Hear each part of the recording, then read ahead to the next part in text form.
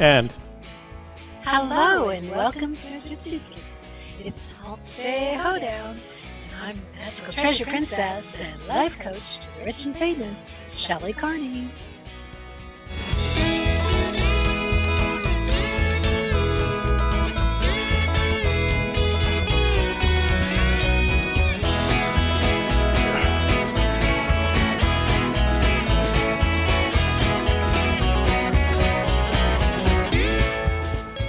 And I'm Toby Younis, Administrative Assistant of the Magical Treasure Princess and her Chief of Security. Stay with us tonight. We don't have any emails, but I'm sure we've got some voicemails. Maybe we get some voicemails.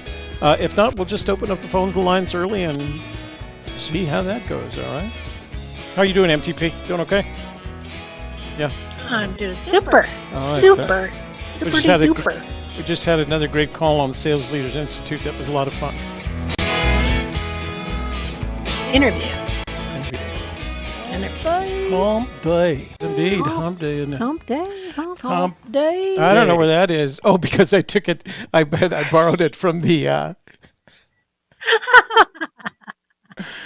Oh, it was a terrible Saturday night, man. That's I lost fun. everything, wiped How everything fun is out, that? trying to recover it. Okay. Oh, somebody's telling us we have a major echo on Shelley. Uh-oh. So let's see if we can.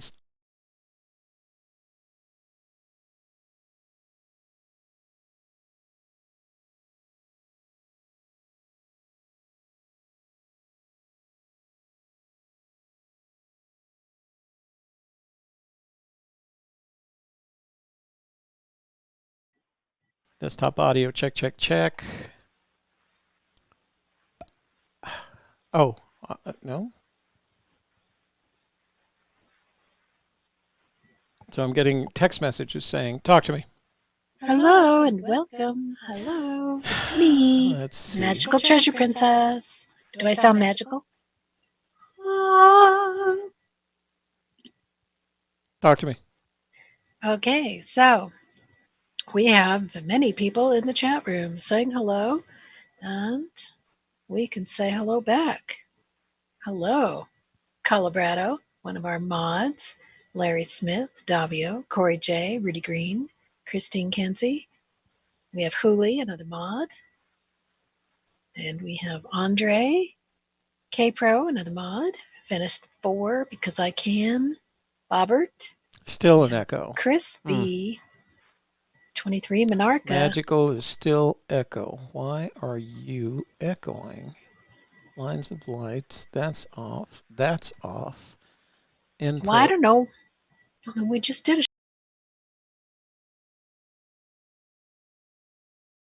Okay. Oh. Sassafras, Journeyman, Kiwis Road. Wait. LR. So I've got some things that I have to do here before you start saying hello to people. Well, you wanted me to talk, so. All right. Okay. Well, you did. That was right. Okay. I want to take care of this first. So.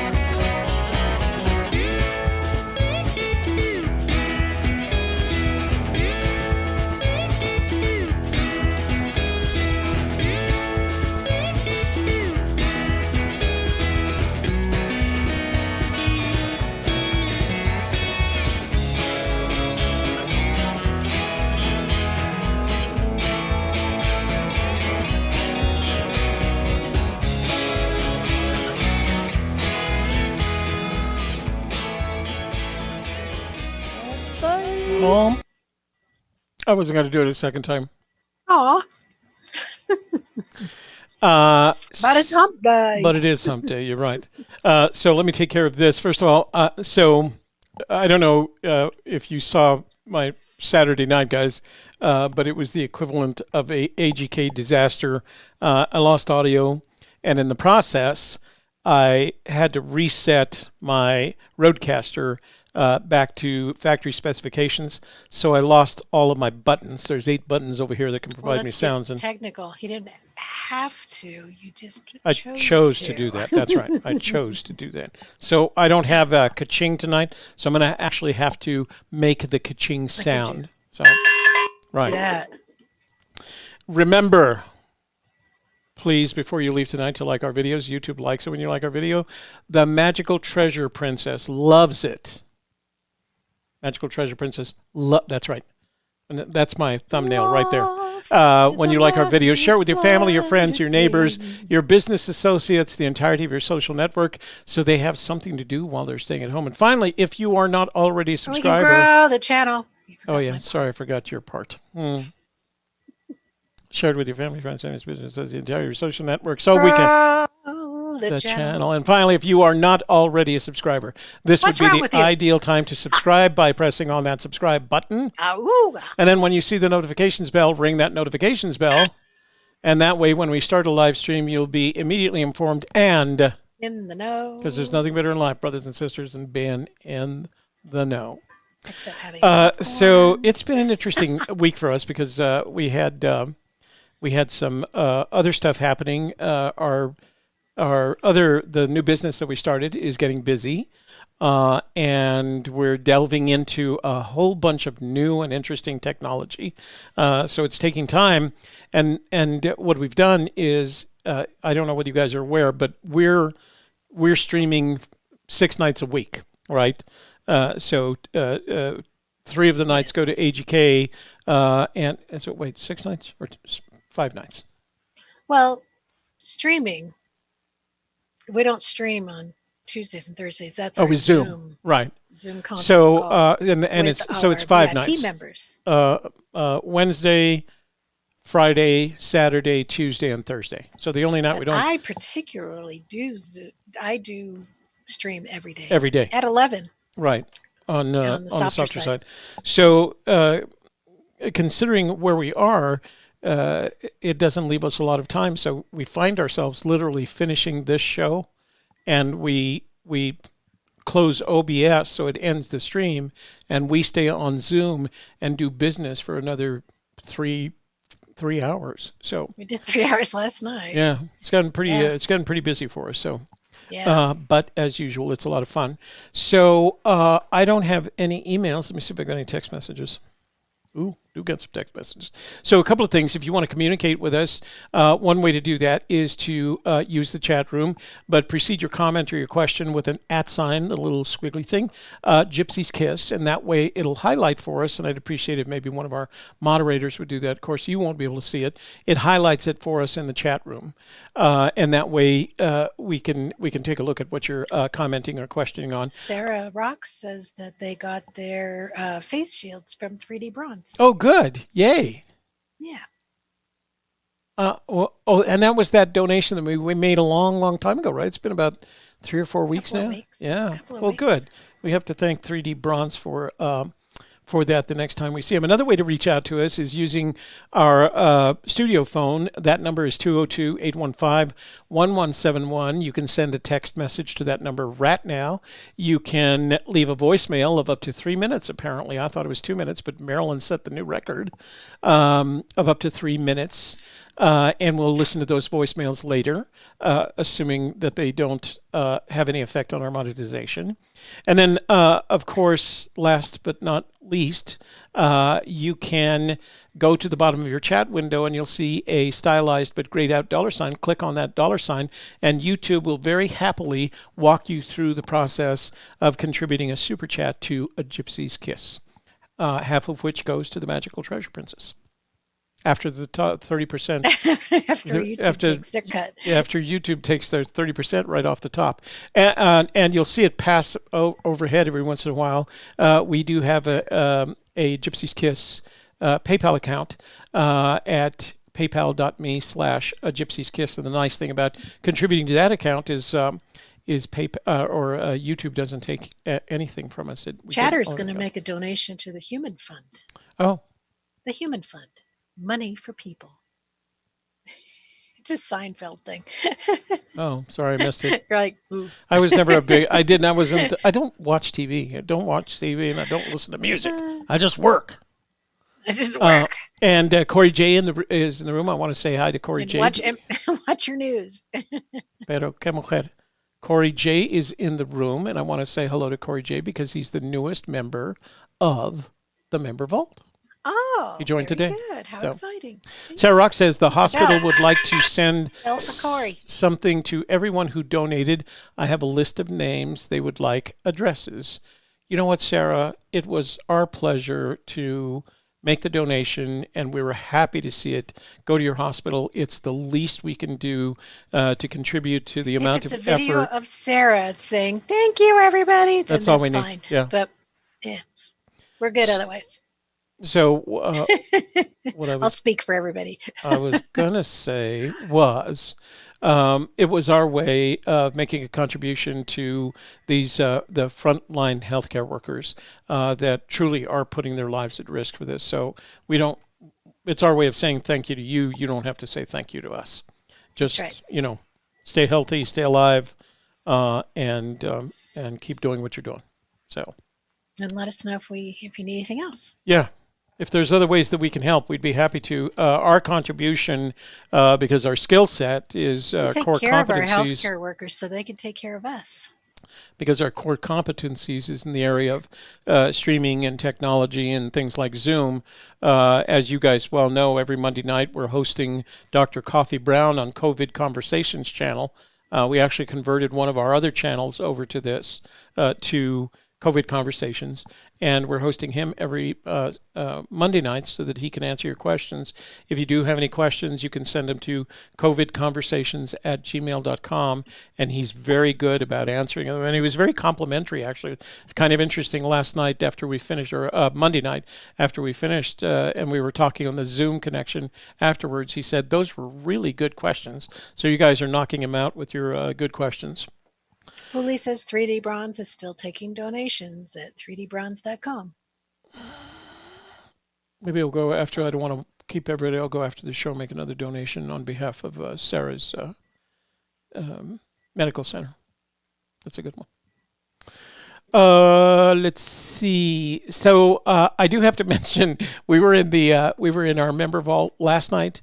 And one of the questions that came up, or one of the pieces of conversation that came up, was whether or not the poem could be, you could apply music to the poem.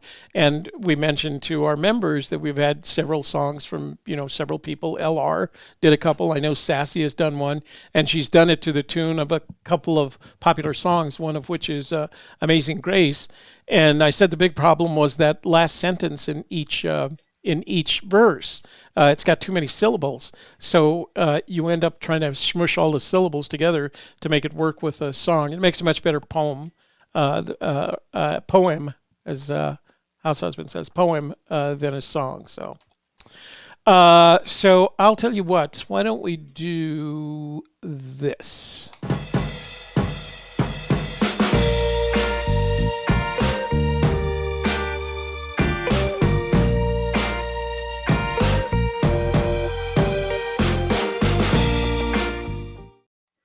All right, you take it from the top. I'll go from the bottom and look for questions. All right. We have all of our good friends in the chat room, including Davio, Hooli, Christine Kenzie, Rudy Green Treasure Hunter, Wayne Ross, Calabrado, Larry Smith, Corey J. Woohoo! Corey J. Woohoo! Woohoo! Andre. Hey, that rhymed. Fennis 4. Because I can. Bobbert, Chris B, 23 Monarcha, Roy Call, Journeyman, Kiwis Road, LR, Wayne Ross, Paul Wood, Tony Henman. Tony, I'm wearing my opal tonight. your birthstone. Yeah. Maverick 1, Mike Wood. Maverick 1, I said that. Carrie Galloway. Wayne Ross. Zozo Rocks. Craig O'Hare. Aurora Peace. The Sassy. Oh, Holly says she's in Maryland. I used to hang out in Maryland on the Chesapeake. Used to sail that the Chesapeake. Sassafras. Mark Darling. Toby is now coming through in Spanish. He must have turned the Spanish dial on his phone, on his TV. Patricia Marin. Oh, Patricia, what did you do with your gallery? They had to postpone the opening, but did you get it? Did the gallery get opened? And is it accessible? Tell us about your gallery. Call me. Call me later on and tell me about your gallery. Sherry from PA. Swami. Mr. T.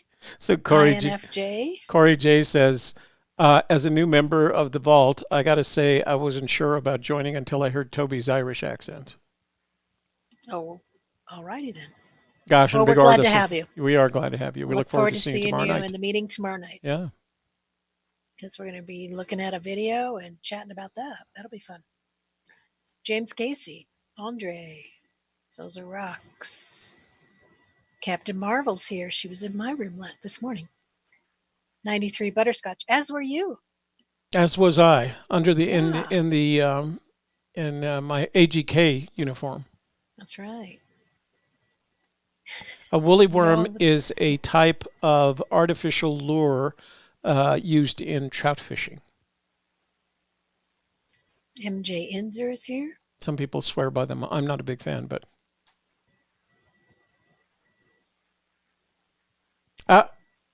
Ka-ching. Ka-ching. From Jeff Anschutz. I have no idea where the chest is located. Rooster card expired. I've had a couple of those, Jeff. I know exactly what you're talking about. Another one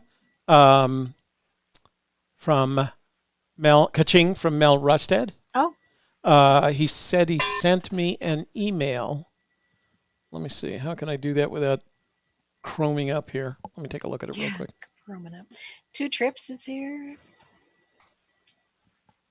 Who else? A busy chat room going on. Sunray. Yeah, it's moving around pretty quick, isn't it? Ain't it? Yeah. Let's see. Anything else we need to promote? Chatter is here. Heavy Low. Oh, you know what I forgot? Shuckins. What's that? I forgot to make, hang on just a sec. A giveaway? Yep. Well, they know what it is. Let's see. Let's see. Oh, we got an email. Let me print it out. Okay. We're going to read an email. Chatter and Twiggy T. It is Earth Day. It is Earth Day. Yay, the 50th. Woohoo! The 50th anniversary of Earth Day. Go Earth. Go Earth. It's your birthday. It's your birthday. Go Earth. Go Earth. It's your birthday. It's your birthday. Go Earth. Let me see. News, veterans, economic impact payments. We don't. Not important. What? Glenna Friedman, also in my room this morning and every morning. Thank you for being there, Glenna. Chris Hurst, Belva Jenkins, Chattanooga Choo Choo. Flash Fordham. Okay, YOLO. I'm going off the screen here so I can get this. Toby has disappeared from the room. He'll be back. Jeff and Schutz. Christy, here's what's cute about Christy. She sent me one message about our bad audio on my personal phone and the good audio, and a second message, the good audio on the studio phone. I think Christy knows too much about us. DB Cooper's here. Gallatin Ghost.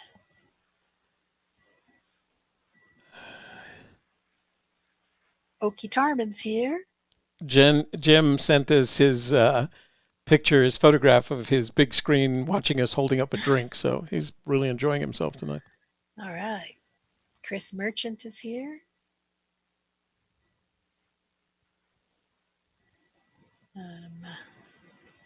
Nemo. Tile. Ola. Tile, Tile, Tile, Tile. Tile, Tile, Tile, Tile. Oz Tash. It's an interesting new name. Pirate 45. So this must be, I've got a, T Brown. ouch. Well, he said Shelley, so I thought I'd say. Oh. So I need to open up Chrome just to get a picture Tom of the K is here. Picture of James Bailey. new window. John Miller. Okay.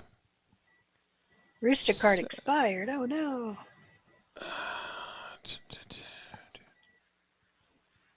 Shelley Carney looks great, girl. Yeah, I do.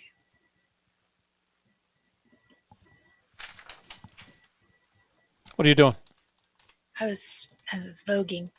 Oh, it got quiet. Okay, so we got to go to the community page and let me see. I'm sure I put one in here. There it is. Okay. A community page. Samuel Bell. Shadowcaster. Samuel Bell. Samuel Bell. Oh, it was Alexander Graham, not Samuel. Maybe Samuel was his little brother. Okay. His great grandson. Let's take a quick. Let's see.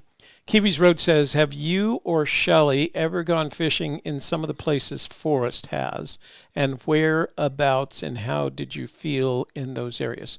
The answer, not to the best of our knowledge. I don't think I've ever. We went fishing in Cimarron. I got pictures of it. Well, yeah, but I don't know if Forrest fished the Cimarron. I don't know. I can't tell you where he's fished. I don't know.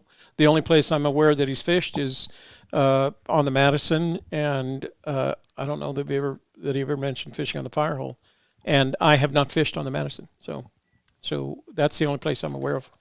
All my trout fishing has been in New Mexico. I bet he fished on the Pecos. I know, we do know there is a picture of him fishing on the Pecos with one of his grandchildren, but that was on that private property. Yeah. But you fished in the waters of the Pecos, so it would eventually got down there, right? True. Yeah. So, yeah. Okay. As did I. That's right. So I'm going to do a quick screenshot so I can explain what's going on. All right. We have while you're doing Carver. This. Okay. So hold on for just a sec. So that is a photograph of one of the framed images of the Saint Corona that my daughter Sean painted and printed out dye sublimation prints for me. It is signed at the bottom, as you can see right there. I forgot to assemble one for tonight's show, but that doesn't mean we'll avoid giving it away. So, in order to have a chance at winning one of these prints, go back to last Wednesday's show, that is the show of the 15th, and make a comment. You make a comment, you'll be entered to win one of these prints. I have two more. I have two remaining. Go back and make a comment on last Wednesday's show, and later on in the show, at around 8 o'clock, we'll do a drawing. All right? Back to you. Back to you, Shell. All right. Somebody was making fun of you. Which part of me? I mean, there's a lot to make fun of. Which show? Oh, that you printed out an email, killed a tree, and then you remembered it was Earth Day. Well, this is my paper. The paper in my printer is all recycled paper. There you go. See? So. S. Spees. Oh, it was Carrie Galloway that said, quote, I'm going to print out an email. Oh, hey, this waste of paper reminds me that it's Earth Day. That's good.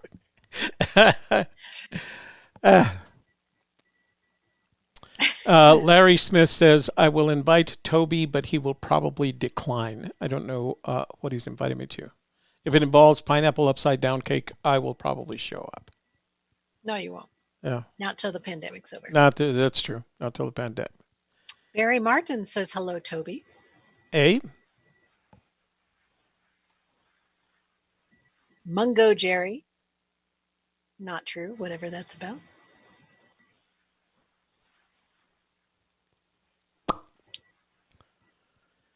I do look good, don't I? Your earmuffs give you a Princess Leia kind of look. Yeah, there you go. Jerry Harris is here. Jerry Harris. Any camping overnighters? Kiwi says. I haven't gone camping since. Oh man, I don't even remember anymore. It's been a while. Oh, that's not true. When I was alone, when I was searching alone back in 2013 and 14. When you went alone in there. Yeah, when I went alone in there, I would camp overnight. I would camp overnight. I had a nice little. It was what was the name of that company? Teton, and it was this folding bed with a tent on it. So you didn't have to set up a tent. You just set up your bed, pulled up the tent over the nylon things, and you were ready to go nappy time. So yeah, before we started going together, when I was still going, I still have that tent, that whole rig. That was a lot of fun. So, but again, I have no idea whether Forrest, since he's arrived in New Mexico, has gone camping, and B, where he's gone. I couldn't give you any. I can tell you where I've been. That land that he owns, or yeah, his family, somebody in his family owns. It's old. It's his son-in-law. Oh, that's right. Son-in-law's family. Yeah. BJ Chambly. Be nice to Huli. Yes, always good advice. Be nice to Huli. Swami, alone in there. Maverick One. Are you just reading the same names over again here? It looks like it. Hush Whispers here. It looks like. Says, nice picture, Toby. She did a good job with it. Well, you ought to see the original print. Wait, I'm going to show you the original, and then you can really be. Let me see if I got the original in here someplace. Oops. Cobert 1, did you miss anything? Depends on what you were looking for. Mr. T says, Toby, did you get an envelope on Saturday? Just wondering. I did, Mr. T, Mel. So I did get something from Mel on Saturday.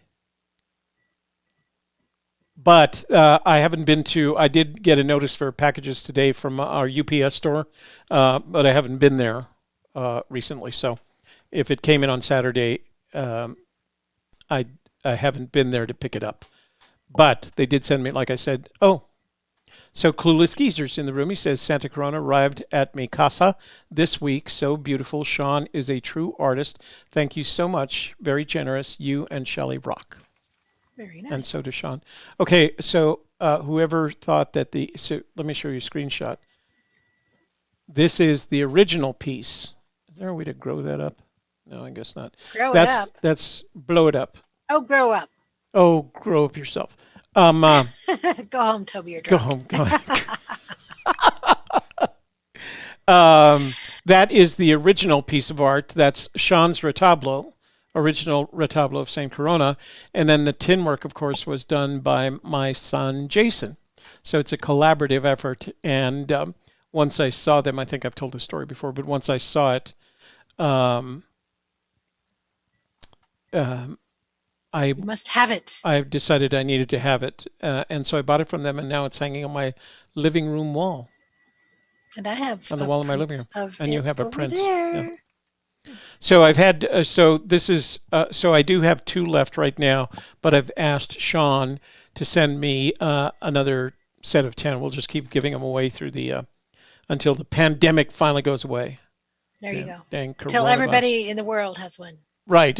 Until everybody has protecting their house. That's right. We have Joe Sheeran here. Clueless Geezer, as you said. Barry Martin. Chris, Ronnie Lee, Glenna Friedman had to go do dishes, so she had to go. And I'm at the end of the chat. All right. Well, I'm going to do our one email. Excuse me. Ouch. I'm going to do our one email.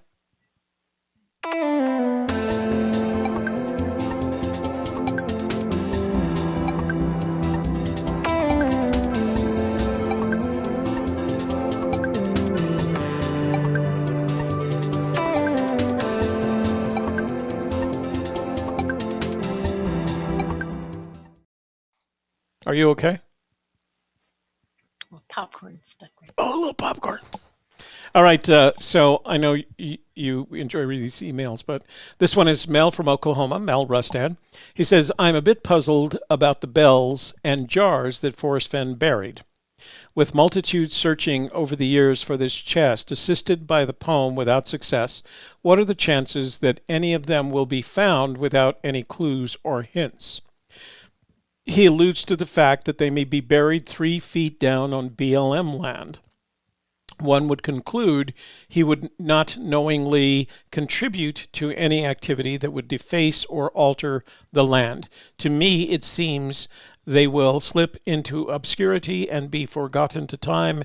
Your thoughts? Mel, honestly, I couldn't agree with you more, considering that he did claim that he has claimed to have buried them so that you couldn't reach them by using, so you couldn't get any indications of their existence by using a metal detector. He did say that he buried them deeper than 3 feet, but you know, digging 3 feet into the caliche around here is not something that you want to do often. But they are buried, and I think that was the expectation. I am reminded of the story, true or otherwise, that he tells about driving through Meeteetse, Wyoming, at the same time at which someone drove in with a pickup truck containing the bones of the horse and body of a what they perceived to be a Spaniard, maybe even a conquistador, along with all the accoutrement, the saddle and his weapons, etc., etc. So there it was, this conquistador having died, you know, as early as 400 years ago, and somebody just happened to find him. And I'll also repeat that the majority of treasures found, and you know what? I'm going to say this. That so let me do the treasures thing first. The majority of treasures found are found accidentally. There are people looking for them, but generally speaking, the majority of them, more than 50% of lost treasures are found accidentally. And I can cite 3 different treasures that have been discovered in that way by people who weren't actually looking for the treasure. And I think there's a very good chance that Fenn's treasure will be discovered in the same way. It will be stumbled over in some way. The bronze jars will be there until somebody decides to go move, you know, caliche in order to build new houses. That's what will happen as we grow out, assuming that you know, we don't get the big asteroid hit between now and then. But I thought that was his intent. I think his intent was I think it's the mischievous part of Forrest Fenn, the mischievous personality of Forrest Fenn that hides bronze jars 3 feet deep, imagining to himself, well, let's see if them, and I can imagine he's thinking to himself while he's doing it, let's see if they ever find these, right? That quiet challenge that he does when he just makes that kind of decision. So I don't know, I don't know necessarily that they will ever be found. We don't even know where to look. There's a lot of BLM land in northern New Mexico. And he increases the dimensions of the problem by not quite an order of magnitude by burying them. So now it's not a 2-dimensional problem, it's a 3-dimensional problem. So the likelihood of them being found anytime soon, certainly not in his lifetime, not in my lifetime. I think they're going to be around for a long, long time. And eventually, it's such a small part of this whole story. I mean, you have to You have to read one chapter in the book that interests you more than the chapter relating to the treasure. You know, so it's with Dancing with the Millennium. You have to read that chapter and say to yourself, "Gee, where could I start looking for those jars other than somewhere around Santa Fe on BLM land?" The likelihood of them being found at all or other than by accident is slim to none. I just don't see it. So, yeah. The mischievous forest fan. Mischievous forest fan. Hey, you know what I've got? I've got some text messages, but I can't play the video. You know why? Because I haven't fixed it yet. Oh, okay. I haven't had time. I wasn't going to say that. You made me stay up till midnight last night to work. I know you were really good. I was actually kind of worried about you. At some point I looked over to I went straight to bed and slept till 8 o'clock in the morning. Did you? Well, that's your 8 hours. That's your 8 hours. Except for like the 5 minutes. Did you get a workout in today? Kevin came home. I went for a walk. Yeah, that's good. Yeah, I got my walk in.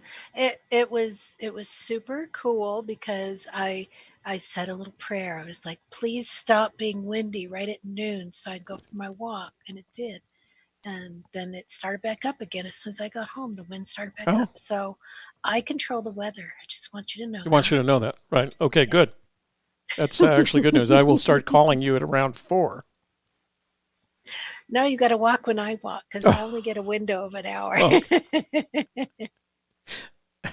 That's the agreement. And it's not walking. I've been riding the bike now for 2 months. I'm not walking anymore. Well, you get a lot of steps in for not walking. You win our Fitbit challenge every week. Well, that's just because I'm up and around. I'm doing stuff.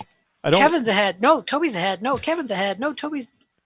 Well, Kevin has the benefit. It's really hard to keep up with him because he goes to work at 5:30. Yeah, but he only has two sets of times during the day. Yeah. When he's at work, where he's doing the walking. Yeah. Rest of the day, he's not doing. Well, he must do a lot of walking at work because he's heck to keep up with. Let me see where he's at right now. And then worse, he's working until 12, and the day shuts off at 12. So he gets extra. He gets a head start. A head start on all of us for the next day. So let me see where we're at. Work week hustle. So did you see my? I'm 3,000 steps behind him right now. Did you see my video about hints? I haven't seen it yet. I'm sorry to say. It came out Monday. I know. To the public, to the general public. I've been SLIing it for the best. Yeah. So I made an investment in a bunch of these online digital marketing products, digital automation marketing products. And so I've spent the last couple of days learning them. Yeah, amazing I know. stuff. And I've been throwing more courses at you too. And here's an ebook, and here's a course. And here's a video. Watch you gave this. me like 4 videos this morning. So yeah, it's true. And they're not short videos; they're long videos. Yeah, they're training videos. All right, let's do text messages. You ready? I'm going to play it anyway, even though it doesn't have the right number on. Remember, if you want to send us a text message like these other folks have, LR asked Shelley, "Who did you pray to when you prayed for the wind to stop?" I prayed to the weather. To the weather gods. I said, "Weather, please settle down." Please, weather, take me out of this wind. Please. Well, the nice thing about riding the route that I do on the bike is it always has one uphill, one downhill, one upwind, and one downwind leg. It's very balanced because I'm doing the square. Let's see what's going on here. Well, I walk along the ridge at the top of a hill. So that's when the wind is like, shh. Yeah. Let's see. Hi, Toby. Oh, this must be from Clueless Geezer as well. He said, "Hi, Toby. So how did you plan my print to arrive today on my birthday?" Well, wait a minute for a couple of seconds. Oh, wait. What's today? Wednesday. He lives 5 miles away from me. I don't know why it took 3 days to get there. He's a New Mexican. He's in our neck of the woods. A New Mexican. A New Mexican. Hi, Toby. So how did you plan my print to arrive today on my birthday? Is that today? Well, shuck it. Get ready. Here you go. You get happy birthday. Nice. Clueless.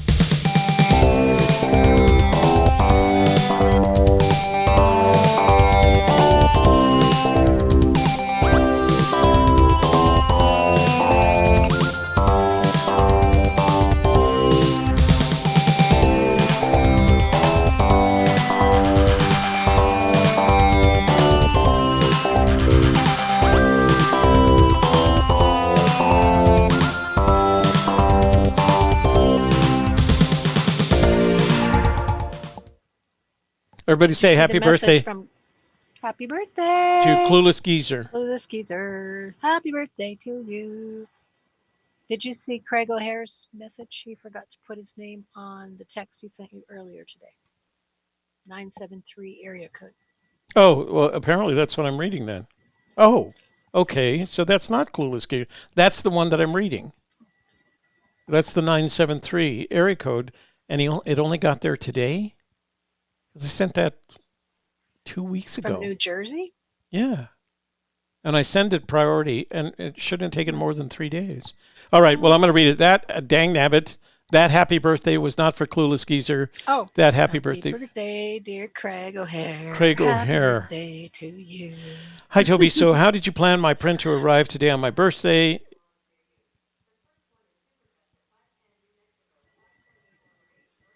What?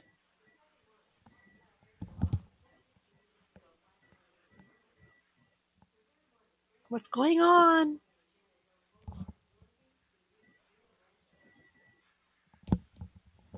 Google just went off for, I don't even know what she was talking about. I don't know what I said that started that. That was a nice surprise. Thank you. It's a beautiful print. It's kind of ironic that I want it since I'll be the one to get the treasure as soon as the country opens. Oops, we'll give you a rooster for that. As soon as the country opens, I've been boots on the ground 4 times since last February. I have everything solved. Warm Waters Halt, Canyon Down, Home of Brown, and the Blaze. My problem was you can see the Blaze for miles, and I don't know where Forest Fenn wanted you to look quickly down.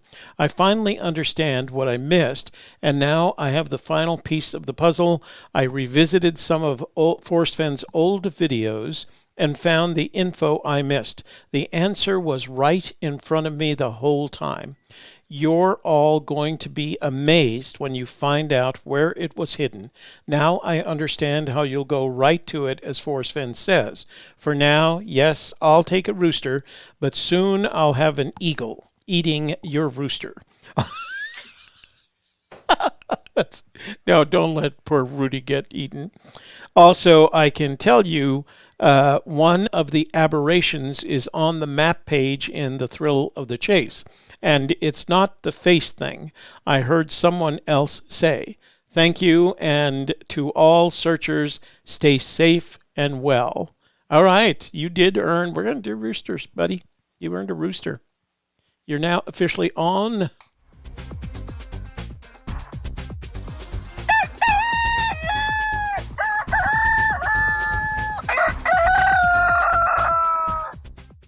Roosters. We love our roosters. All right. Good email. Let's see. John from Michigan. Let's see. He says, just a thought to throw out there. Page 106 of The Thrill of the Chase. Our gallery soon became a cistern for the ideas and opportunities that constantly flowed into it. A cistern is a place where warm halts. Perhaps the gallery is the starting place, also a place where you can look at the big picture. My mind races in the chase. I do take breaks to work, eat, sleep, and go to the bathroom occasionally. Remember, you guys, if you're going to send me a text, at least include your first name, or include at least your first name and perhaps you start at the state from which your gallery. Gallery, and then you go Canyon Road till the Home of Brown.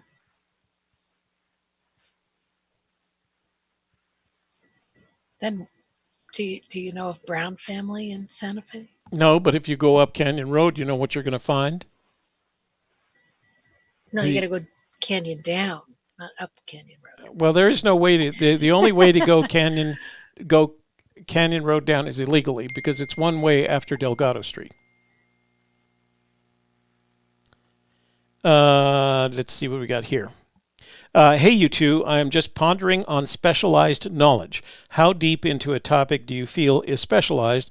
A topical understanding of the solve area, in my opinion, would not be specialized, and maybe a topical understanding could give us more confidence in the area. That's all I've got. That's for everything. So my interpretation of in my opinion, specialized knowledge can be anything within the context of forest interest. So it could be flying, it could be anthropology or the anthropology of the Native American West. It could be a bit of archaeology because he's indicated some interest there. It could be trout fishing because that's what he does as a hobby. It could be painting because that's what he sold in his gallery. It could be metal casting. So I would say specialized knowledge specialized knowledge becomes not helpful when it's specialized knowledge that you can't tie back to Forrest Fenn's life in some way. So we know he cast bronze. So maybe a knowledge of the bronze casting would be helpful. I'm not saying that it is. We know that he trout fished. So maybe a knowledge of the New Mexico fishing regulations would be helpful. We know that he flew aircraft from the time he was 20 to, let's see, so he flew aircraft for 70 years, because 73 years. No, I'm sorry, that's not right. He flew aircraft. Dang. Little Forrest Fenn going out there again. Young. No, he flew aircraft from 1950. He was 3 years old when he flew the plane. So he flew the aircraft from the 52 to 2003. So he flew aircraft for 50 years. It was a toy airplane. I don't know. He flew it right into the bush. where he found it 50 years later. So he flew aircraft for 50 years. To him, flying an aircraft, while it might be specialized knowledge to us, it's certainly not specialized knowledge to him. Right? I don't know. And I actually made an argument at some point that I don't know how anyone who flew a high-performance fighter aircraft in combat could claim anything as specialized knowledge, because it doesn't get much more specialized than that. He delineated what he considered to be specialized knowledge in that comment where he talked about it. And we have 2 pilots in our member vault, and they don't know any more about where Fenn's treasure is than we do. Yeah, so yeah. I don't think it helps. Corey J says area code 612 is him. Oh, okay. All right. Oh, that was the one that I just read. The specialized knowledge one. Jim in Ohio, our member vault member, is enjoying himself every night with us on the big screen and a drink in his hand. So that's the way to enjoy yourself. Okay.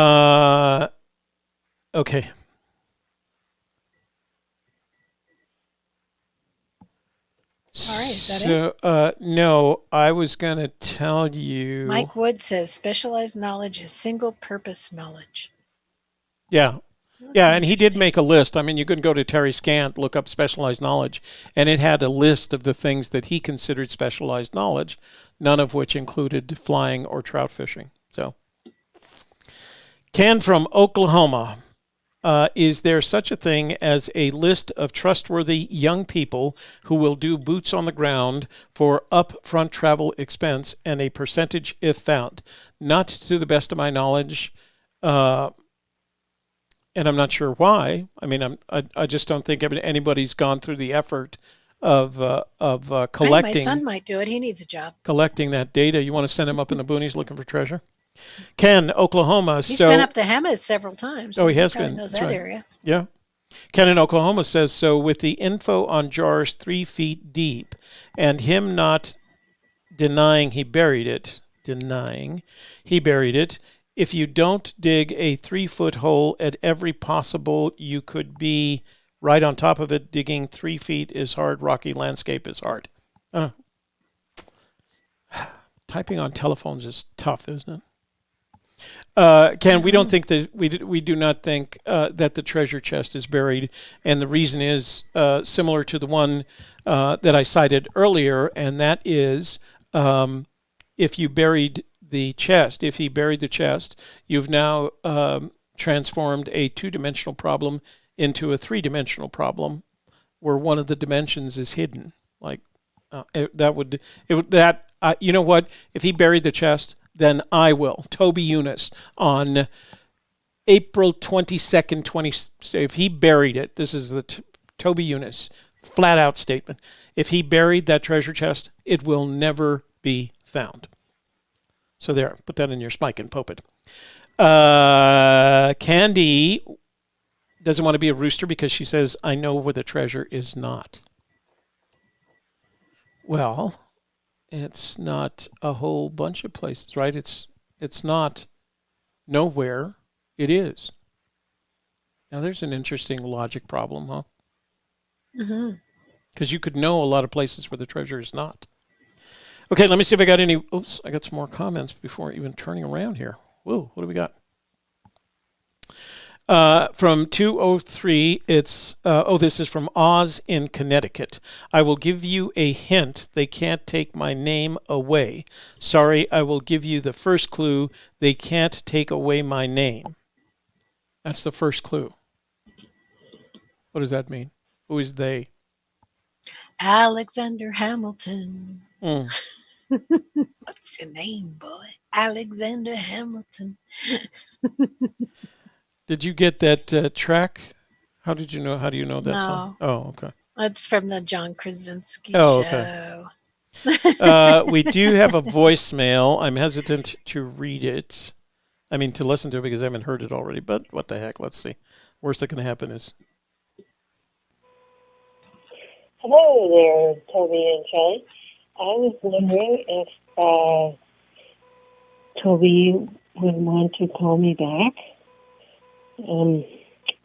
Let's see. I think he's pretty sexy. And my name's Holly. Anyway, bye. Oh, geez. Wait, what? What happened there? I don't know. She said, I wondered if Toby wanted to call me back. I think he's pretty sexy. I don't know if she wants to talk about the treasure or not. I guess we're going to have to call her to find out. Her name was Holly? Holly. Yeah. Is that Holly Hooley or No, Holly no, because Holly? this one is from Minnesota, and we know that Hooley is in Maryland. She just said There's it again another today. Holly that sometimes is in the chat room. But that's from Pennsylvania. Oh. So this is a new Holly. Well, you're going to have to call. Now, well, I guess I'm going to have to. Booty call, says Hooley. Let me just listen to it again and see if I can make sure I'm not getting this. No, Toby's mother passed away. What? Why are they talking? She wouldn't say that to Toby anyway. That's not her thing. Oh, no. Yeah, no. Quite the opposite. My mother, when did, it's been, since it was 2014. So it's been 6 years now. Wow. Toby hit her up late night. Okay, let me listen to this again, just make sure. You go, Toby. Swoon the chicks. Hello there, Toby and Shelley. I was wondering if Toby would want to call me back. Let's see. I think he's pretty sexy. And my name's Holly. Anyway, bye. Alone in there says, that's the 1-900 number you called.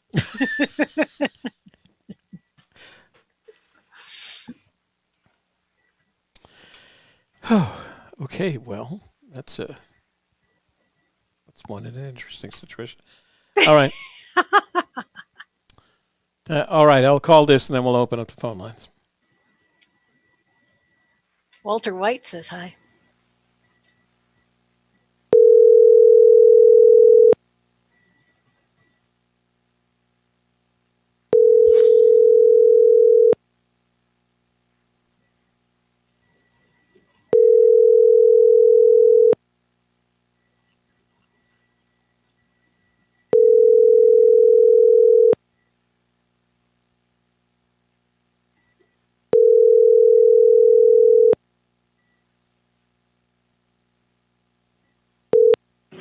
Please leave a message at the beep.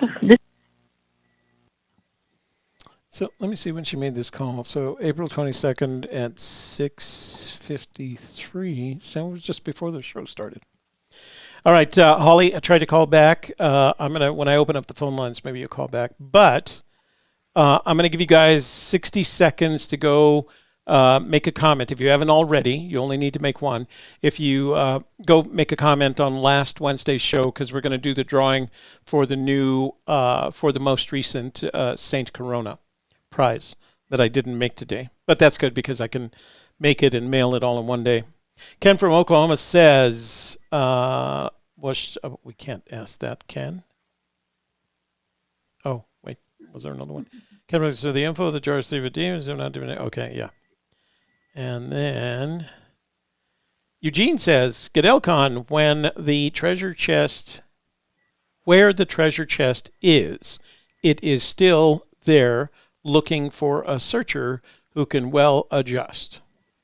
Well, I guess we can't disagree with that because he claims that the treasure is precisely where he left it and none of us have found it. Therefore, your logic is excellent, Eugene. All right, so let's go give away a prize. You ready? You ready? I need to open them.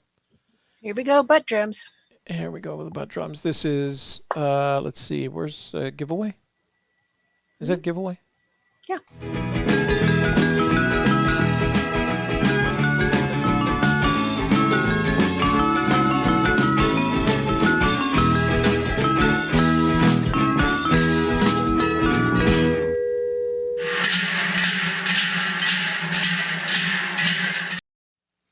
You know, they're Spanish. I have some of that in my blood. Butt drums? Yeah, apparently I have some sort of metaphysical. That's why Holly thinks you're so sexy. It's Hispanic connection to the butt drums. So we were live. All right. We're going to do a screenshot here so you guys can see all about the drawing. You have probably 10 seconds to go to last Wednesday's show, the show of April 15th. Make a comment so that you can see if you can win one of the Saint Coronas. Let's see. Let's go to screenshot and let's go to that video of 0415. So is that the correct video? Let me see. Fenn Treasure Humpday Hoedown 0415 with Shelley and Carney. We're going to copy that video link. Shelley Carney? We're going to go to... That's me. We're going to go to... where am I going? I always forget here. CometPicker.com. You got to sing it, then you'll remember it. Okay.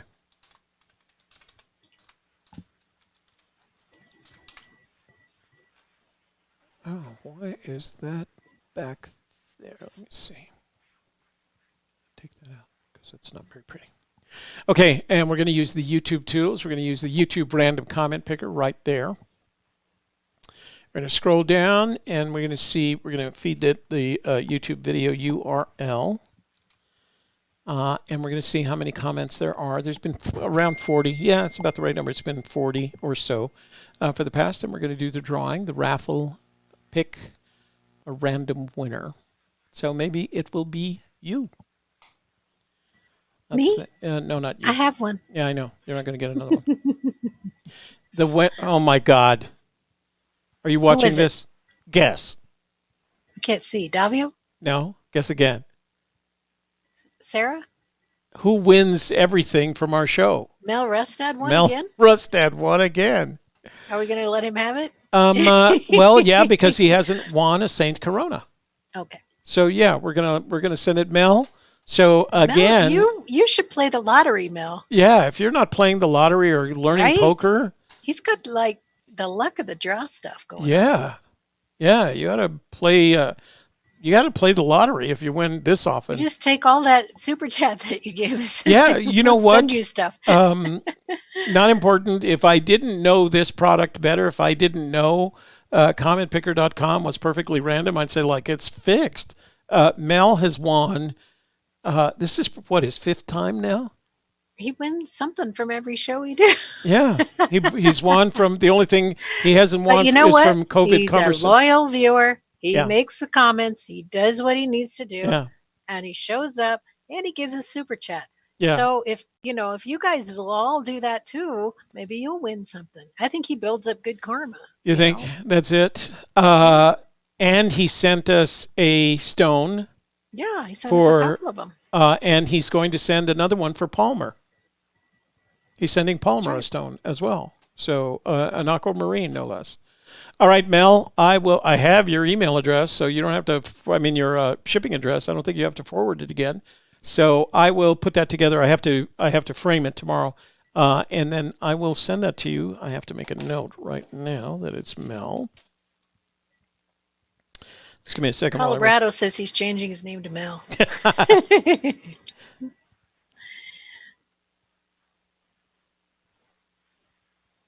Paw Patch is here. And any outie? It's Mel Rustin. Yeah, you got to leave a reply after the video's been processed and is up on YouTube, and you have a whole week to do it. So make a comment on today's video for next week's giveaway. So after it's up on YouTube. Right.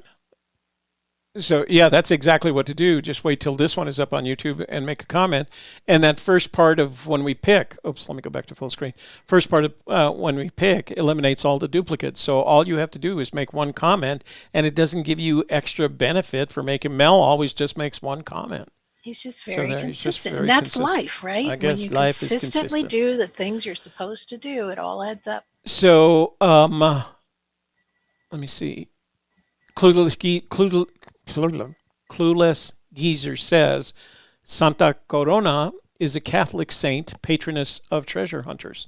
You know why he knows that?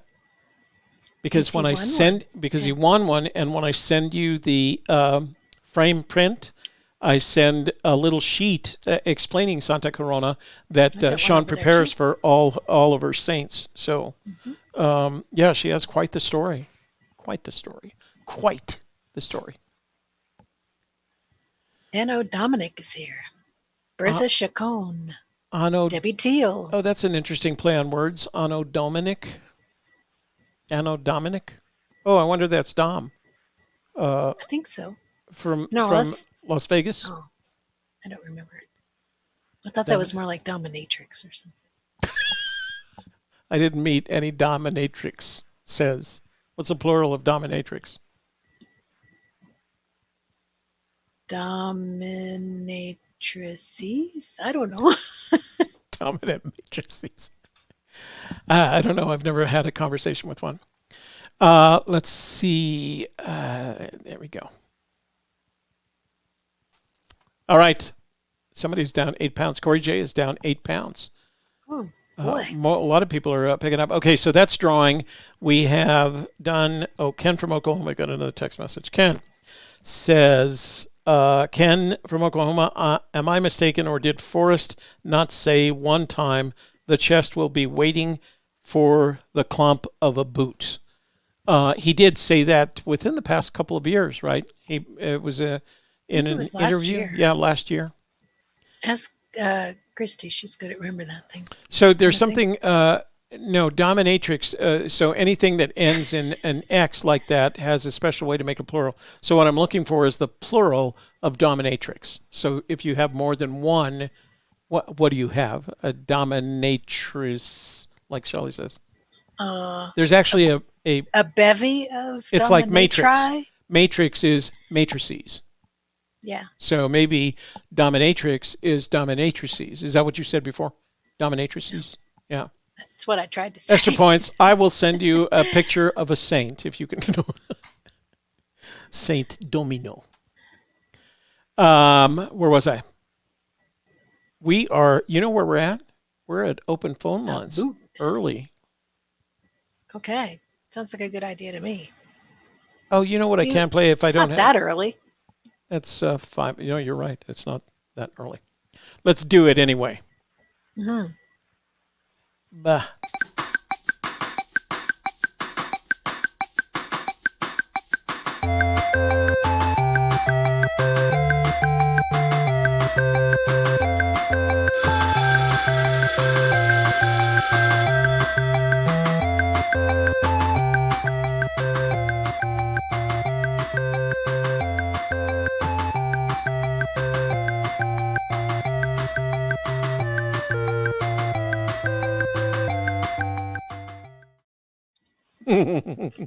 Daily Agenda says, if you have more than one, you have a good time.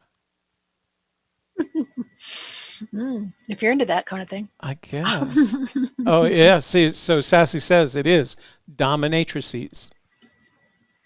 So we've learned something about grammar tonight. Isn't that good?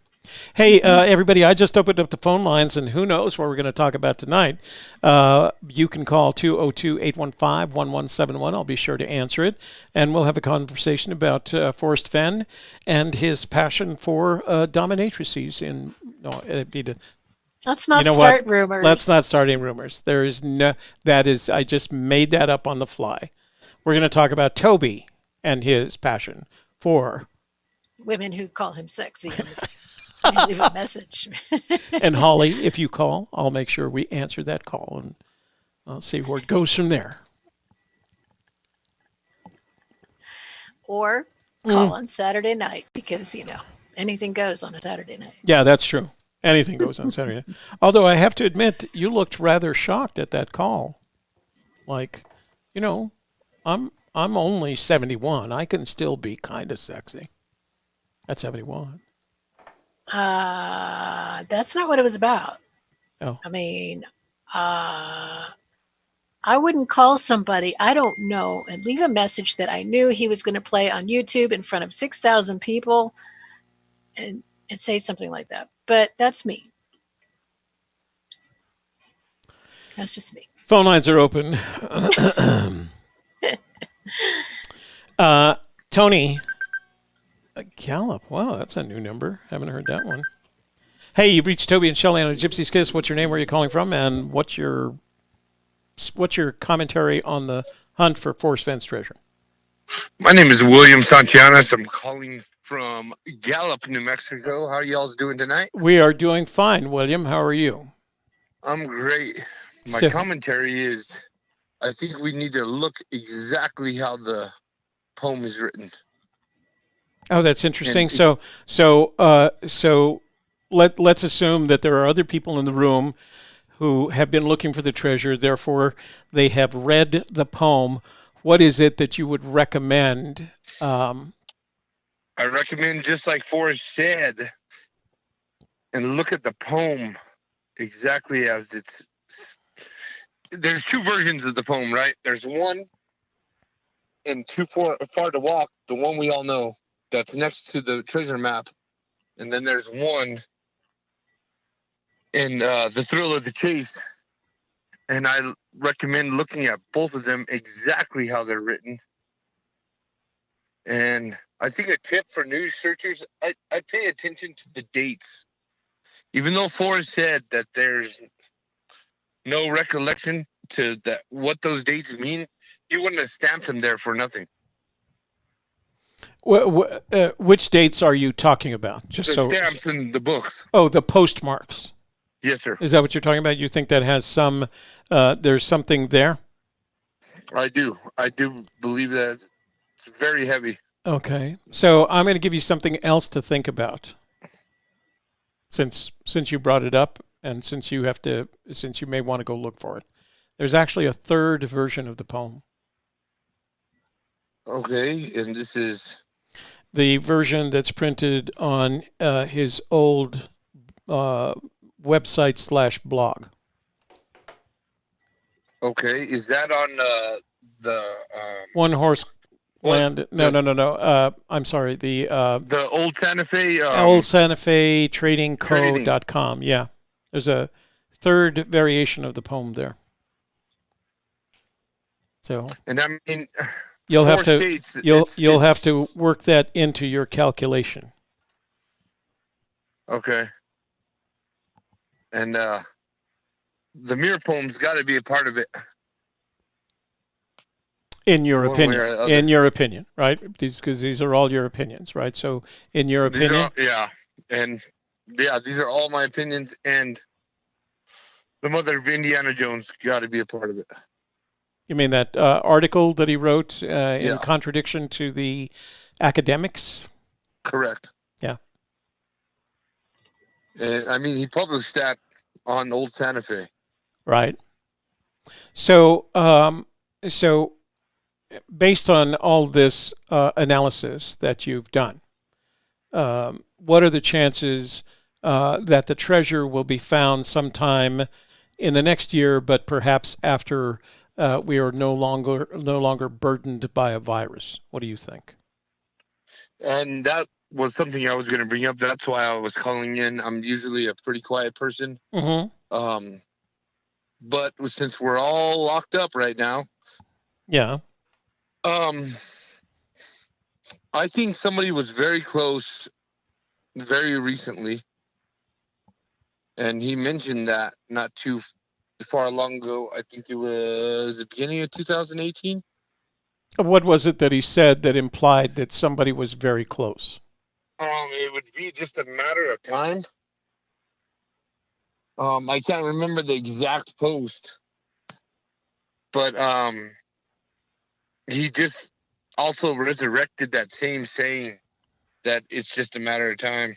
And well, yeah, but the simple fact of the matter is, whether you find it this year or whether you find it 100 years from now, the statement "it's just a matter of time" is true. The statement "it's just a matter of time" is a way to avoid pinning something down, because right.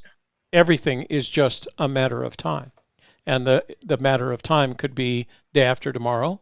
Well, it could be a second from now as well. Right, that's right. It could be as little as a second from this conversation, or it could be century. I think he's implying is, I think he's going to see it in his lifetime.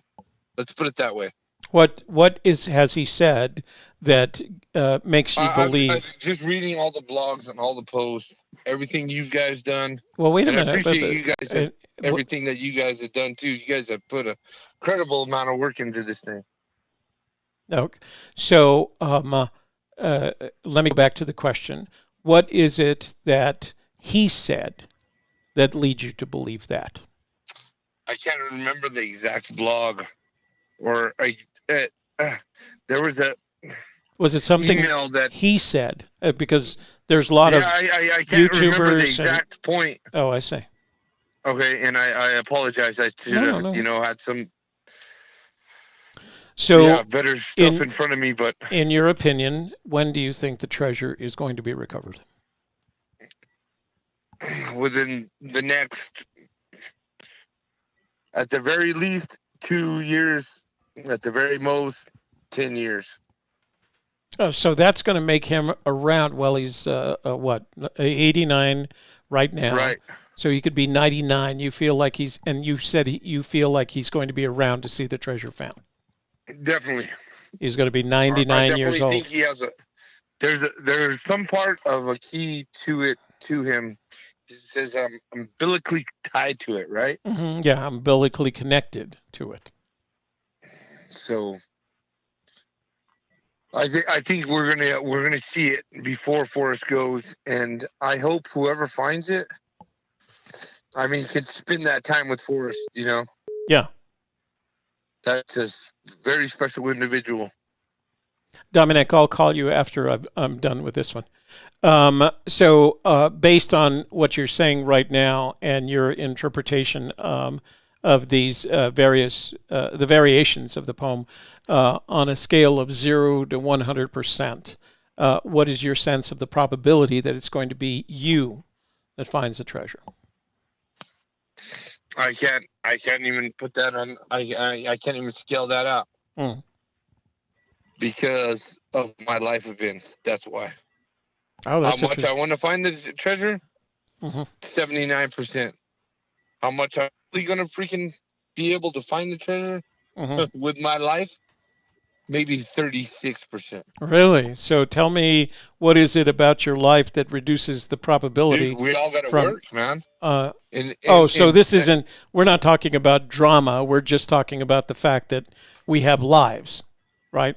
Is that what you mean? Correct, and it takes a lot of gas. If y'all have been searching, it takes a lot of gas. And even though gas is way cheap right now, it takes a lot of gas to get out there. Well, based on what I know right now, just wait another 4 weeks and it's going to be cheaper. Well, that's what it looks like. Yeah. Thank you for taking my call. My pleasure. You should call back. And I appreciate your time so much tonight, sir. Don't be such a stranger, and don't be worried about calling in. That's what we do here. That's part of the fun of all this. Ain't it? Yeah, that's the way we see it. Ain't that the real truth? Yep. All right. You have a great night, sir. You too. Thanks. Thank you. Bye now. We have several people asking about Rio Grande Joe. Wasn't he supposed to find the treasure and call in tonight? Yeah. No, this is Rio Grande Joe 9. El Rio Grande del Joe. So I do want to remind everybody, I'm going to put this in the chat room right now. I'd like to remind everybody, if you haven't already taken the survey, please go take the survey. We're already at the 22nd. How many days hath April? 31? I just lost your audio. 30. Why did I lose your audio? I don't know. Did you mute yourself? No. Okay. All right. So we have... Can't you hear me? I can hear you now. Oh. So we have 8 more days for the survey. Please go take the survey right now. If you haven't, it takes less than 3 minutes. It's just, doing some clicky things. Do some click. It's a technical term we use in the survey world of just do the clicky things. Okay, Dominic left a voicemail. Let's see what he's got to say. We may have to call him back because he actually wanted me to call him the other night. Let's see. Tony, how can I get the camel Shelley is showing? Thank you, James. So a couple of things, James. I'm a Toby with a B in it. And the camel that Shelley has, show your camel. That's Jamal. And he's a Beanie Baby. You can actually order him from Amazon. Just say Jamal the Beanie Baby. What kind? He's a special kind of Beanie Baby, though, right? What kind of Beanie Baby is he? Velvety. And wasn't he Your microphone is stuck up, pointed at the ceiling, so I can't hear you. Wasn't he he's got the big eyes. Yeah, but doesn't it say on the little badge thing, little Beanie Baby badge thing? Yeah, it took it off. Here, I've got the other two here. Let me see. It's a Beanie Boo. Beanie Boo. Okay, so Beanie there's a whole new series of Beanie Boos, and they come with the big eyes. And Jamal the camel was one of them because he's our Wednesday hump day. The Beanie Boos collection, right?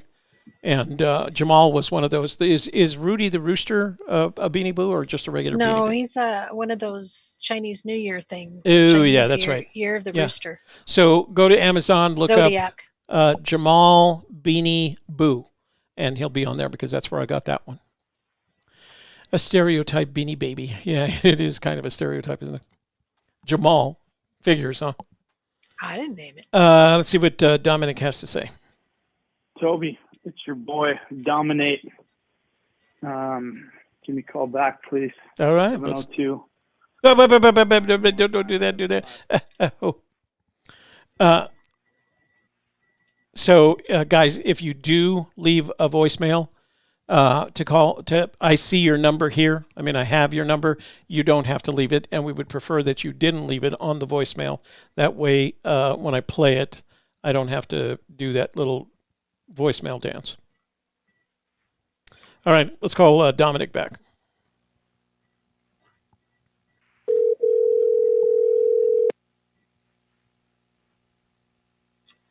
I met Dominic at the World Series of Fenn, Las Vegas. Hello. Hey, Dominic, it's Toby and Shelley on AGK. What are you doing? Toby and Shelley. Yeah, the two of us together. Yeah. What am I doing? Well, you just caught me literally as you were calling. I was right in the middle of an annual ritual, like literally as you called. And before you describe the ritual, can I ask one question? Yes. Is this going to cost me my monetization, that ritual? No, Toby. Oh, okay, all right. Head out of the gutter. All right. No, this is a totally wholesome ritual. As you know, I live in Las Vegas, and yes. It's hot here, and so I my previous record was April 20th, set a few years ago, is how long I can wait until I turn the air conditioning on for that year. And Right. so literally, as you were calling in, I was on my phone turning on the air conditioning for the first time in 2020. Wow. So you made it all the way to the 22nd. Yeah. It's a big moment, and we get to share. And you know, there's nobody that I would rather share this with than you and Shelley and the Gypsy Kiss. You know, as this cold air wafts onto me, because I walked into my bedroom when I called you, and I was like, man, it's hot in here. We're solid 83. Anyway, we didn't want to talk about the weather. So I got a couple bones to pick with you, if you don't mind. Oh, not at all. I mean, that's the nature of this beast. Yeah. So first of all, it's dominate, not Dama whatever. What did you say? Dominic? I said Dominic because that's what I have. My name is Nate. Okay. Yes, sorry. my name is Nate. Okay. So it's a little play on words. Right. I use the one, like an I is the one. Anyway, it's like well, I have. That's how I have you listed in my contacts. So I'll change that tonight. That explains it. So now we've resolved that. All right. So bone 1 picked. Yeah. Bone 2.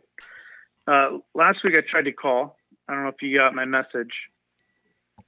And then you didn't call back or like send a text or anything, but it's fine. I'm over it. Well, anyway, let's look at that. Hold on. I think there's a rational explanation for that. All right. So you did call while I was on the phone with someone, probably Marilyn. And if I remember correctly, we ended the show right after that call. And it was then that I had seen you had left a voicemail asking to call you back. Now, by the time I got the message from you, by the time I looked at the message, the show was over. So there was no criminal intent. It was simply a matter of timing. Oh, I see. Okay. So, well, at least we're establishing boundaries. So now I know that I'm just a show friend, not like our friendliness does not extend beyond the timing of the weekly Gypsy Kiss program.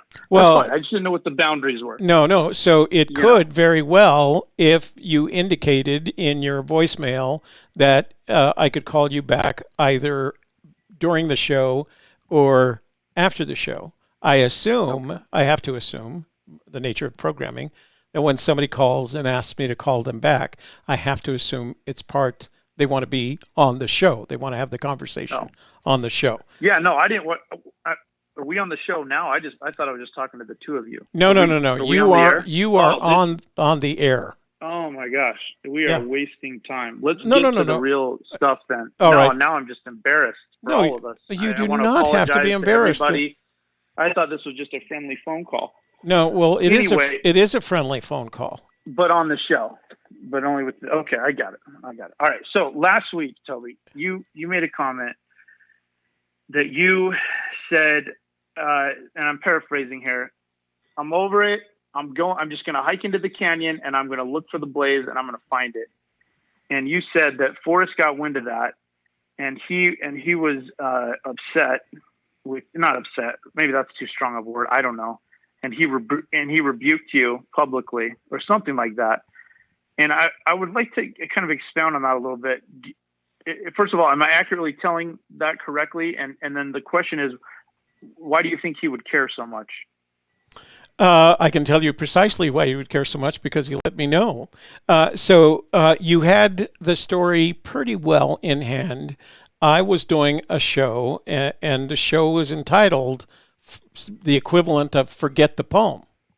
And we started, I think this was a pre-recorded show. I don't think it was a live stream. Shelley and I did it together. And what I said was, I know where my warm waters halt. I know where my canyon down is. Why should I waste time with all the other clues? Why don't I just search the area until I found the treasure? And that was the theory I proposed, on that particular show. And he did get wind of it. And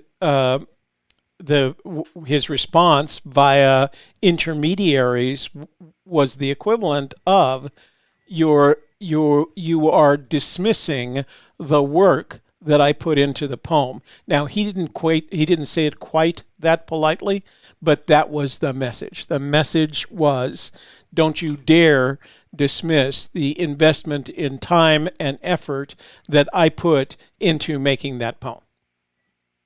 Okay. So you're kind of implying there was a little bit of ego there. It's kind of like, hey, don't ruin my game, kid. Oh, absolutely. Skip to the end. Absolutely. Okay. And I think part of it was, go ahead. I think part of it was the fact that it was, and I expressed it as an opinion, and part of it was the result of the frustration, my frustration of not making any progress past Canyon Down. So I was using my own programming to express my frustration in a way that he didn't appreciate. Okay. So bone number 2. So I think that this is actually very.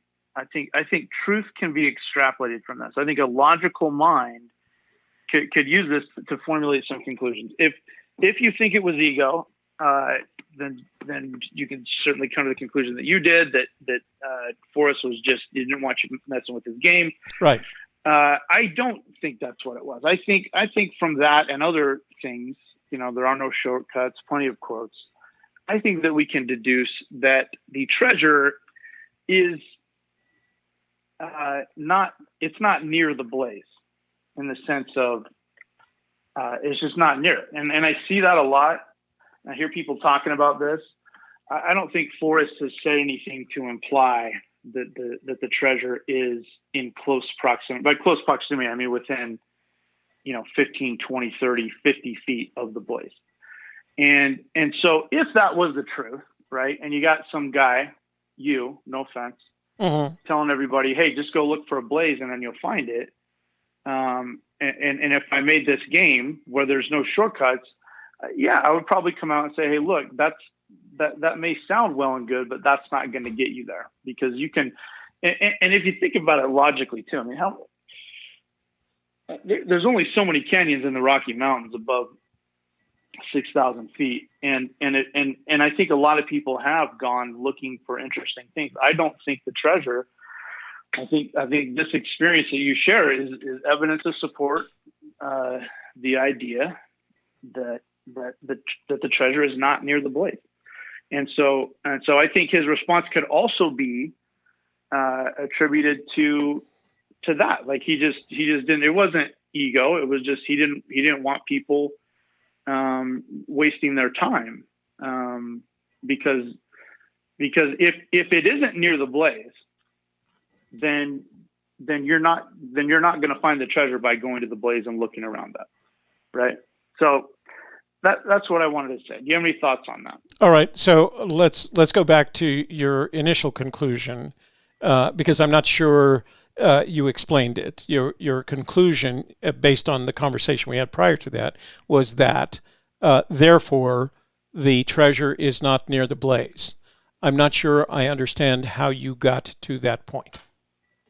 Well, yeah, no, I was proposing that as an alternate explanation for how he acted towards you. You're saying he acted towards you out of ego. I'm saying he could have acted. There could have been, these could be two of the right answers. There could be a whole bunch of other right answers. But if the blaze was only an indicator and the treasure was not near the blaze, and somebody on a YouTube show is telling people, I'm just going to go into a canyon, look for a blaze and find it. No. You know, as the hider of the treasure, that the treasure is nowhere near that blaze. You know that this isn't. That's not going to be that's not going to work. And so you would talk out against that, not out of ego, but out of wanting people to help people along, or not wanting people to go down a rabbit hole. Right. I'm suggesting that's one of the possible reasons why he acted that way. No, I understand what you're saying, but I do want to say, I do want to clarify something, and that is, I didn't use the word blaze in my conclusion. I said that I would just take the canyon down until I found, and look around until I found the treasure. I never mentioned the blaze. Okay. But again, though, it's still the same thing. I mean, you walk into a canyon, let's even extrapolate even more from there. I don't think, even outside of your experience, I don't think when the treasure is found, I don't think it will be found next to anything that stands out, because right. I think Forrest putting this game together knew that people would just try and shortcut it and go in a canyon and try and look for all the caves or the nooks and the crannies and the things that stand out and look around it. And I know this because I've done it, right? And I have a solve that I really like. Yeah. And that's exactly what I did. I'm like, I got 1 through 5 down. I'll just, when I get there, I'm sure 6 through 9 will be apparent, right? I'll just look for something interesting. And upon reflection, I think that no, I think the clues point you to a place in a canyon that is just the equivalent of a Monday afternoon. I mean, just nothing exciting. All right. So I have a question. Yet there's a treasure there. Yeah. I have a question, and I have an additional comment that might provide insight. The question is, in your opinion, how far is the treasure from the blaze? More than 500 feet. Less than 2 miles. So more than 500 feet, but within 2 miles, and you're not talking about down. So, for example, if I got to the blaze and I look quickly down a 500-foot canyon, that's not what you're saying. You're saying on a horizontal level that the... Oh, sorry. I misunderstood the question. I was jumping ahead. Your question was, how far is the treasure from the blaze? In your opinion... I thought you were asking how far is the treasure from the put-in, which is the usual question. Right. No. Okay, so we'll get to that. Can we get to that? Can that be the third bone that we pick? But let's come back to bone 2. Okay, sure. The question is, in your opinion, how far is the treasure from the blaze? Yeah. In my opinion, let's say more than 200 feet, less than 500 feet. So the treasure hunters that were within the people looking for the treasure that within the 200 feet of the treasure, they may not have been anywhere near the blaze. Is that a good assumption? Oh, no. Think about what I just said. I think you could go straight to the blaze and you'd be within 200 feet of the treasure. All right. So here's something else that you can put into your thing. So there was one other thing that upset him a little bit. And that's when I did a show that made the claim that no one was ever going to find this treasure because he over-engineered the poem. He didn't respond very positively to that one either. Yeah. Well, I think Forrest, I mean, look, we're not going to know if it was engineered or how clever it was or how smart it was until somebody solves the thing, right? Right. If the road that I'm down, I've got a buttoned up solve, right? I've got it to the point. I'm not saying it's the correct solve. There's no rooster here. I'm just saying, but I've got it to a point, within a 20-foot radius roughly. Once I get there, it'll kind of indicate. 20-foot radius of what? It's an area that's indicated by the 9 clues in the poem. Gets me to a 20-foot radius area of the treasure or the blaze. Of the treasure. Oh, wow. And if my solve were to prove to be correct, then I would come back and I would say the poem wasn't over-engineered. It was brilliant. It was clever. It was fun. It was simple. Mm-hmm. All the things that everybody says, right? But until somebody finds it, nobody can say that with any authority. But if it's not over-engineered and somebody says it's over-engineered, then yeah, I don't have a problem with Forrest taking offense to that. Mm-hmm. You don't know if it's over-engineered. It may be. I don't know. It may just be the right. You just got. I'm of the opinion that the 9 clues are all very common things. Like, I don't think there's anything that really stands out about any one of these things. I think it's the way that they go together in sequence that makes the solve correct, right? And so when you say they're common things, they're common visible icons on the landscape. Common.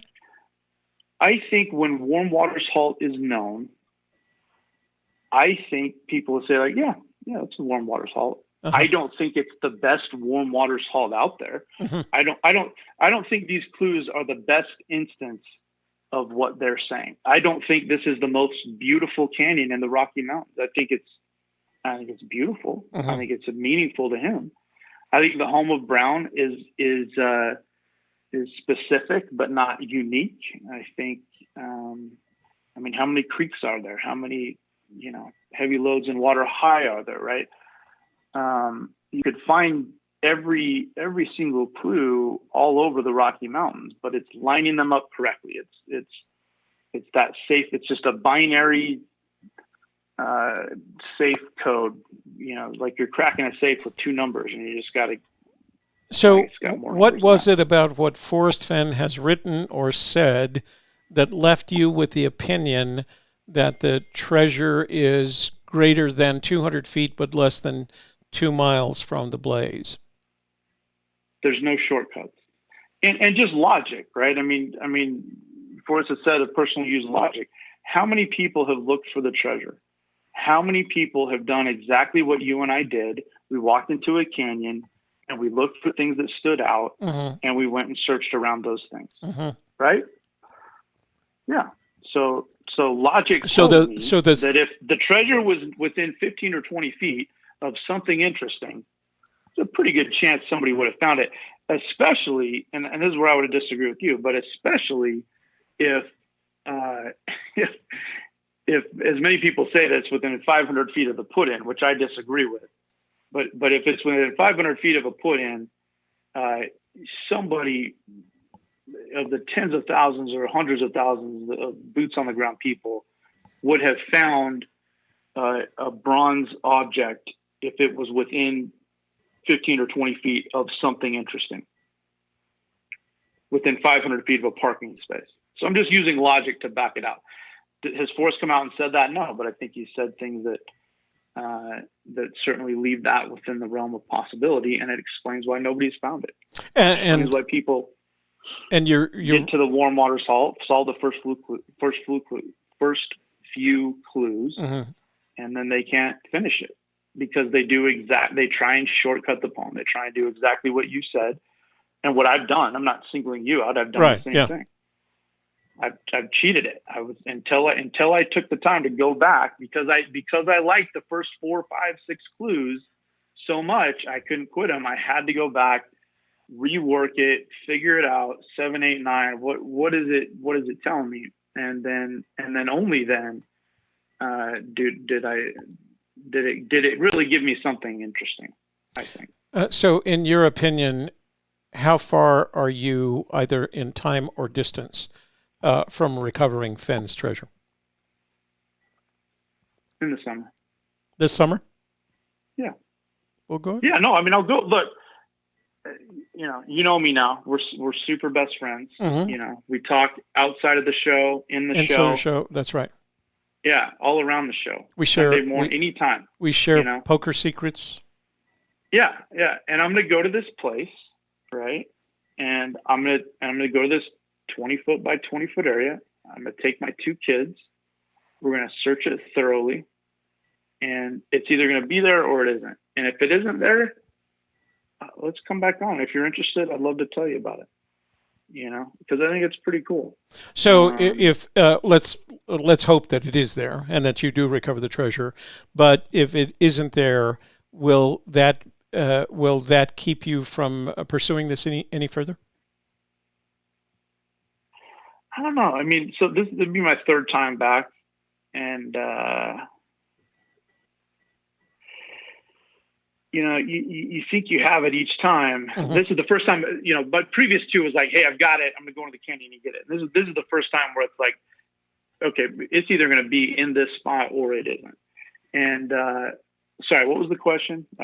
Well, if it's not there, and hopefully it is. I'm not wishing you negative karma, but let's say that the treasure is not where you expect to find it. Will that be the last time you go looking for the treasure? No. Well, I don't know. I mean, in this place, I mean, this is when you get it down to that specific of an area, it would be very hard to make these 9 clues. Once you kind of see it this way, it would be very hard to back up to 6 and redo 7, 8, and 9. I mean, this is the best 7, 8, and 9 that I'm going to come up with for this area. Right. And frankly, I think it's the best 7, 8, and 9 that I've seen. Now, obviously, people don't share their solves. Although I really enjoyed talking to Justin, who's the lead searcher, as you know. Yeah, the lead number of searches. Exactly. Why do we even need to put the disclaimer in there? He's the lead searcher in my heart and in my mind. So anyway, I've enjoyed being able to kind of talk with him, and we don't share solves or anything, but because there's no fun in that. Mm-hmm. But it's been good to kind of bounce. What it is you can set up parameters. I'm using the poem and then using, what we believe are the subtle hints and just logic. Can you hide a dead body there? You can really kind of poke holes at things. And so he's been really good at that for me. I think me for him. And I hadn't really had that prior to a couple months ago. I mean, my kids are all in, but they just think I'm great. Yeah, you're a genius, Dad, whatever you say. Yeah. My wife wants nothing to do with it. And so, it's helpful to have somebody like that. Yeah. But anyway, I do think the third bone, and I don't want to run out of time here. Wait, I do have a question. There's a bunch of people in the room are asking what state you're searching in. All the states. All the states. It's an encompassing. So I don't know. Not going there. But I will say this, Toby. If you remember, you and I had a bet. Do you remember our bet about states? The bet regarding the altitude at which the treasure resides. That was our first bet, and then we had a second bet. You're gonna have to remind me. I had one too many sambucas by that point. I said the border between Colorado and Wyoming. Do you want north or south? And what did you take? I took south. Okay, and then what did I take? North. Okay, there we go. So you think Wyoming or Montana? I think New Mexico. Period. I mean, I don't. Right. I could have given you. As a matter of fact, Colorado's a freebie. Here's Colorado. I don't want Colorado. Take Colorado. I don't. All right. Okay. Colorado's definitely a freebie. Yeah. If it's Colorado, you and I both donate $100 to some charity or something. We both lose if it's Colorado. I agree. You know what? I will do that. I will do that. We'll both donate to some. We'll donate to 3D Bronze so he can make Sarah some more face masks. There you go. Let's do that. I agree. Wonderful state, though. I mean, no. I love Colorado. Yeah. Colorado's a beautiful state. It's got great trout fishing, great camping, great hiking, great mountain climbing. Mountaineering. They don't do it. I don't want to offend Davio. It's mountaineering, not mountain climbing. But there's no treasure there. Right. So do we have time for a third bone? Absolutely. Okay. It's that kind of night. All right. So you've said, and many people have said many times, that that the treasure will be found within 500 feet of where you put in. And what's the reasoning for that? Is it just laziness? You guys don't want to walk, or is there actually something that would lead you to believe? So to me, that makes no sense. Yeah. So what leads me to believe that? So I think what I've said, and there have been people saying it's within 500 feet to put in. What my theory is that it is within 1,000 feet of what? It is within 1,000 feet of where you park your car. Is Shelley over this? Be honest. I can't see her. She's over this conversation, isn't she? No, she was over. She's watching. Is that what that was? No, that's what I'm trying to. I don't even know what that was. So, okay, so let's say 500 to 1,000 feet. No, let's say 1,000 feet from where warm waters halt, and the rationale. From where warm waters halt. Oh, whoa, no. Okay, so sorry, your rationale. Sorry, I didn't mean to. So the rationale is he parked his car. He made 2 trips in a single afternoon. If it's 1,000 feet, that's a total of 4,000 feet walking in the forest with 20-pound weights, bearing thing or putting things away.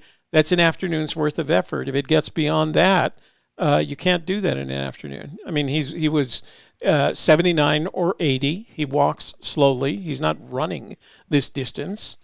And so just the logic of why would it be any further than 1,000 feet? So that's the first thing. The second thing that implies that is that people, not searchers, lots of people have been within 500 feet. indicating some sort of thoroughfare, public thoroughfare.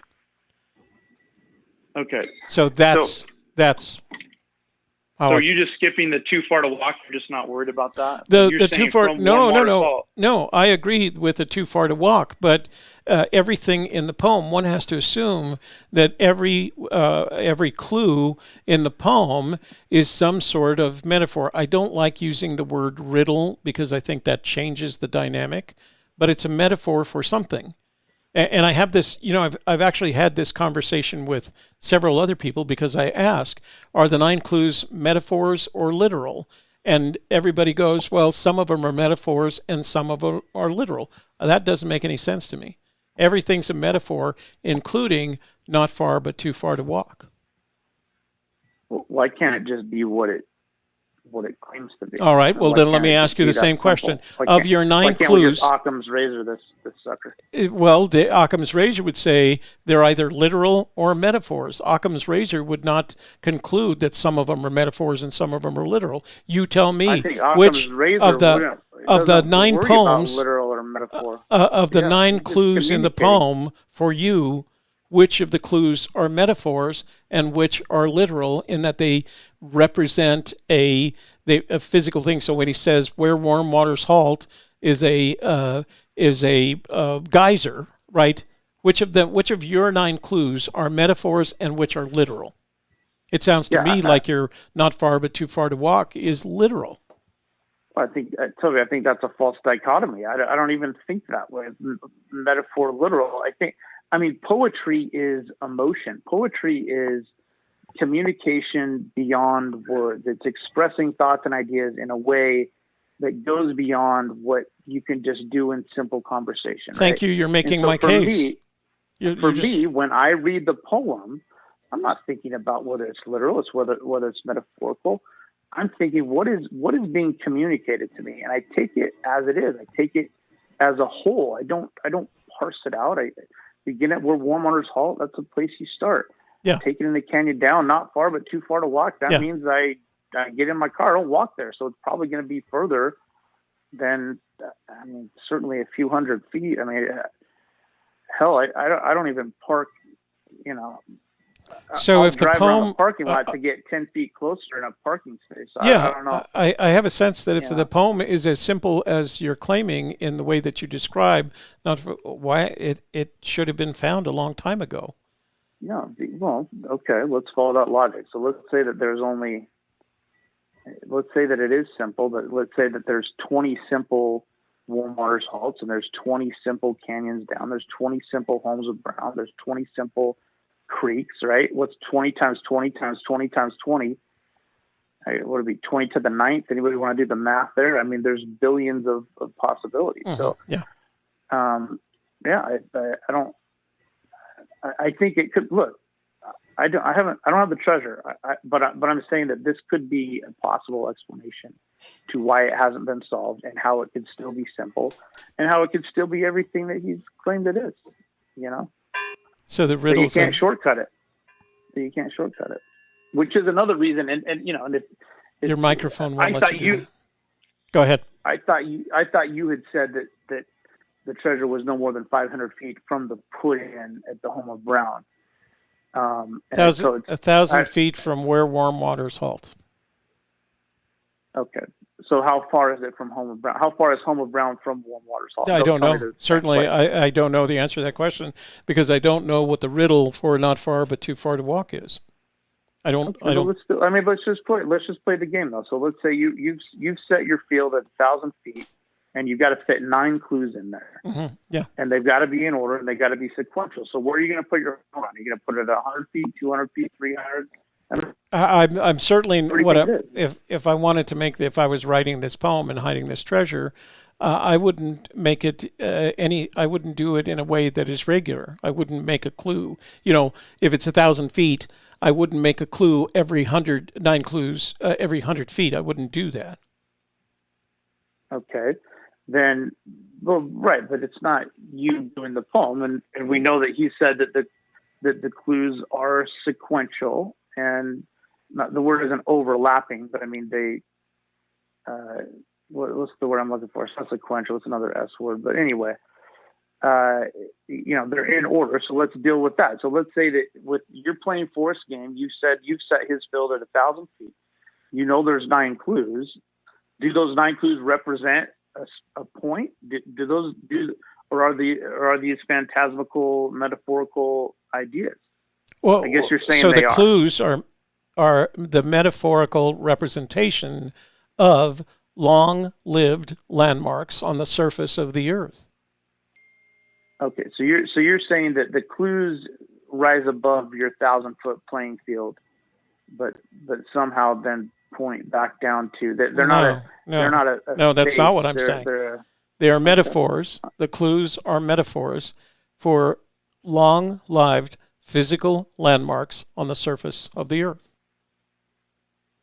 Okay, so those physical surfaces on the earth, are they on your 1,000-foot playing field? Well, yeah, absolutely. Okay, they're not above it. They are within. That's the whole point. They are within that 1,000-foot circle. And are they? And is the first physical object, or what did you call them? Marker. This monument, right? Are they in order? Are they in sequential order? Yes. So as you're walking your 1,000 feet, you're going to hit 1, then 2, then 3, then 4, then 5, then 6. Well, you're not going to hit them. You're going to have to follow them, right? Yes. That's so the whole point. Them or follow them. Right. Okay. So then my question is what's home of Brown for you? Is that clue 3, 4? No 2? idea. It's the number. If you just counted, begin at where warm waters halts, take it in the canyon down, not far, but too far to walk, right? And you have to decide whether those two are put together, put in below the home of Brown. So the put in below the home of Brown, depending on how you interpret not far but too far to walk, can either be clue 4 or 5. Okay.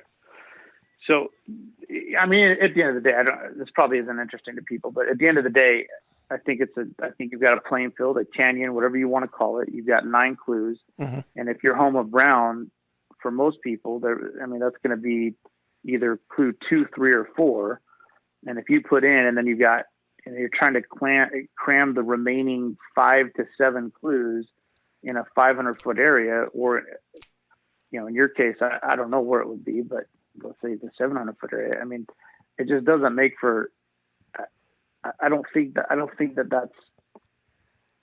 a good way to hide an object. Which is why to put a clue every 100 feet. Which is why I can't tell you where the treasure is. Okay. And neither can I tell you, but I hope someday I can. I'm looking forward to that day.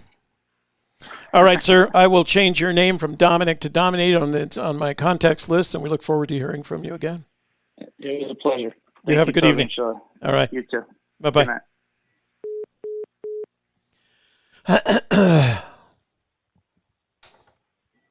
So what are you thinking, little princess?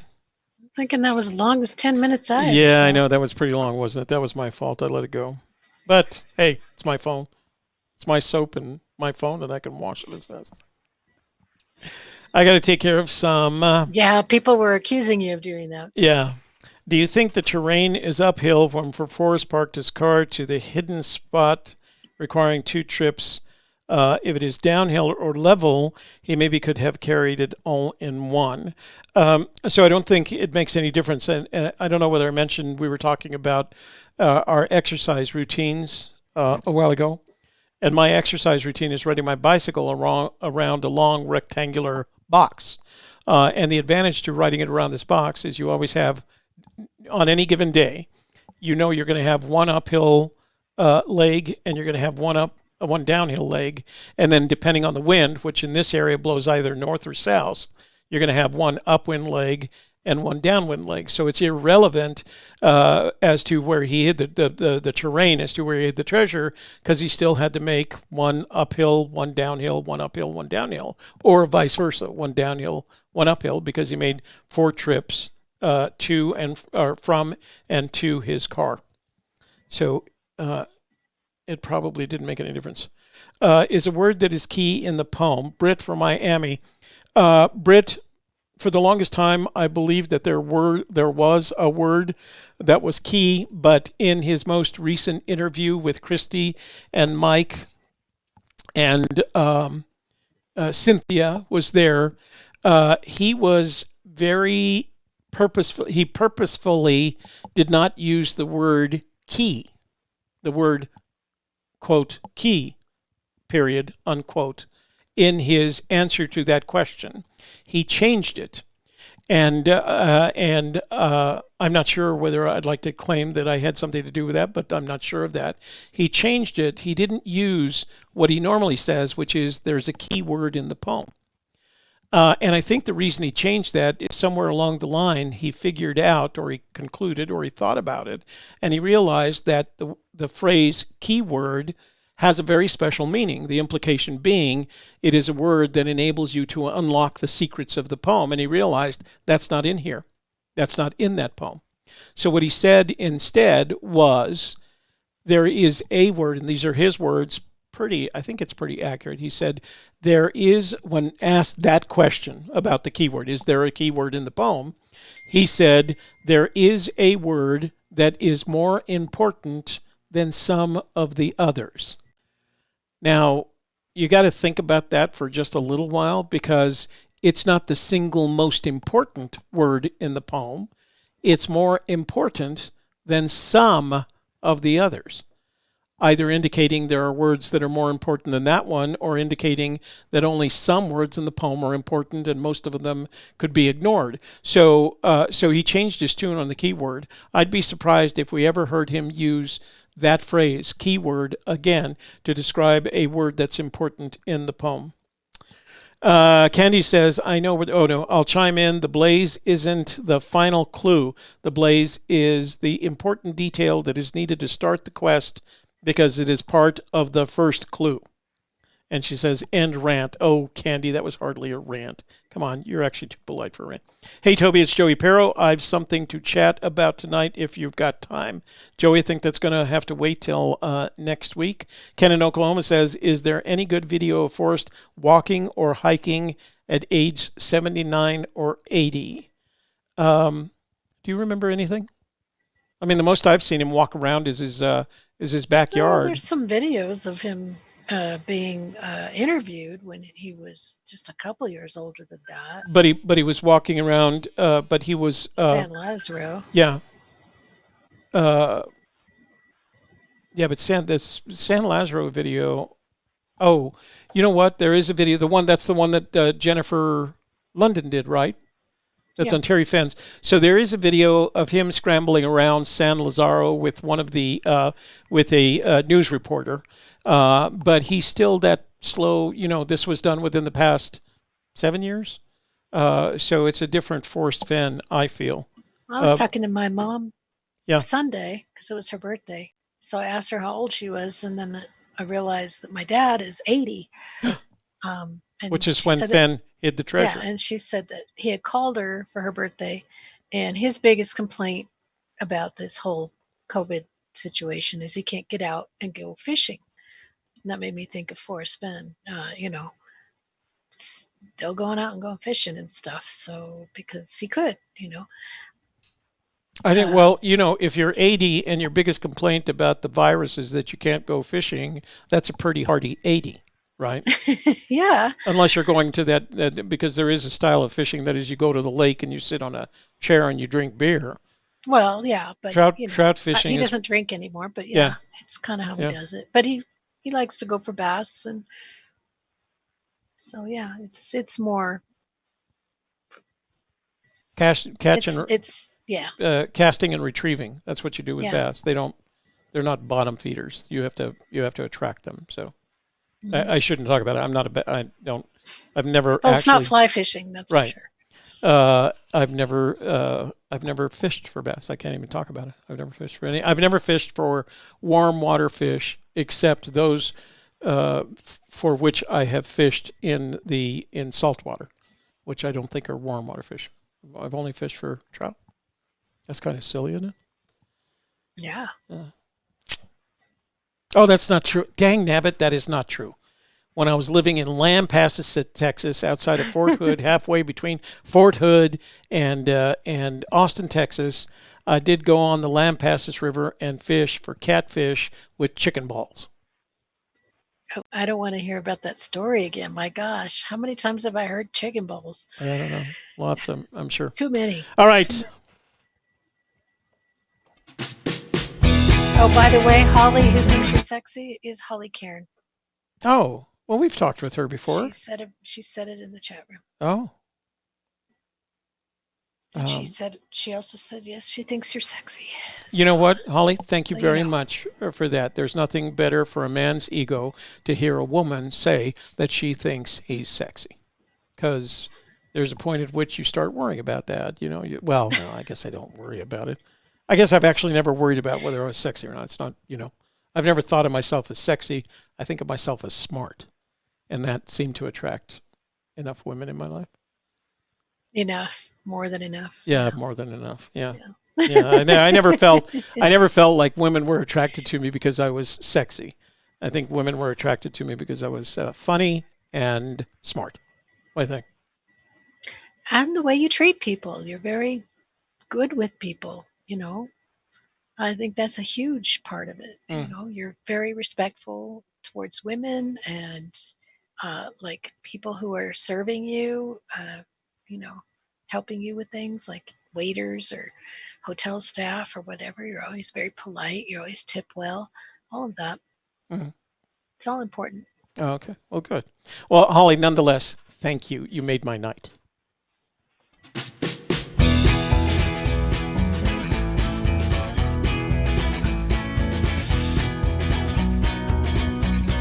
I ran out of popcorn. They were asking me if I was eating popcorn. Oh, okay. And then Dominic was kind of worried that you were getting bored with that conversation. All right, and was. Thanks for being here tonight. And for Gypsy Kiss, Humpday Hoedown. I am the Magical Treasure Princess and life coach to the rich and famous. Tune in on Friday, and I'll see you there. I'm Shelley Carney. Well, thank you, Shelley Carney. Are we working tonight? Yeah. All right. All right, guys. We are working tonight, so I'm going to get through this evening real quick. Thanks for joining us. We hope you had as much fun as we did, because we always have fun. And we hope you come here so that you can have fun, too. I'm sorry sometimes that it's only 2 hours, but, we have lives and you have lives.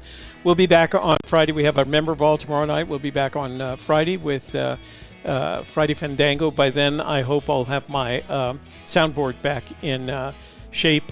And then we'll see you again on Saturday night, Church of the Search. All right? Thanks for joining us tonight.